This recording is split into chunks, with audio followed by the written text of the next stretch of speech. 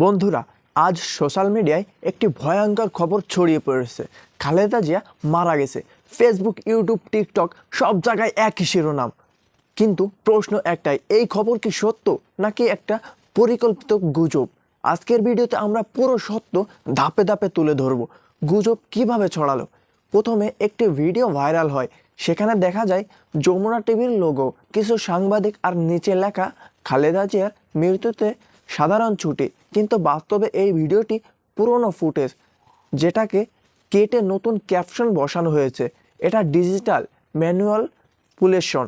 আমরা যদি যাচাই করি, যমুনা টিভি, বিটিভি, প্রথম আলো, ডেইলি স্টার, বিবিসি বাংলা, কোথাও এমন খবর নেই।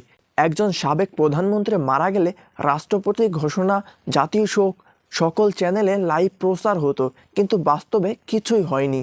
কেন এই ধরনের গুজব ছড়ানো হয়? এর পেছনে কয়েকটি কারণ থাকে। ইউটিউব ও ফেসবুক ভিউ বাড়ানোর লোভ, রাজনৈতিক উদ্দেশ্য, ফেক পেজে মনিটাইজেশন, মানুষের আবেগকে ব্যবহার করা। একটা মিথ্যা ভিডিও থেকে হাজার হাজার টাকা আয় করা হয়।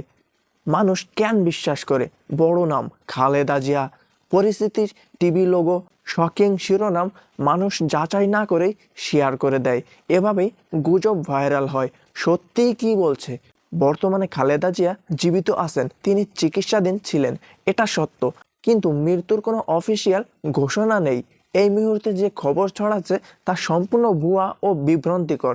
দর্শকদের জন্য সতর্কবার্তা, বন্ধুরা, ভুয়া খবর শেয়ার করা ভুল না, এটা আইনগত ঝামেলাও ডেকে আনতে পারে। একটা ক্লিকের আগে ভাবুন, সোর্স কে, বড় মিডিয়া বলছে কিনা, সত্য যাচাই হয়েছে কিনা। আজকের ভিডিওর উদ্দেশ্য কাউকে আঘাত করা না, বরং সত্যটা সবার সামনে আনা।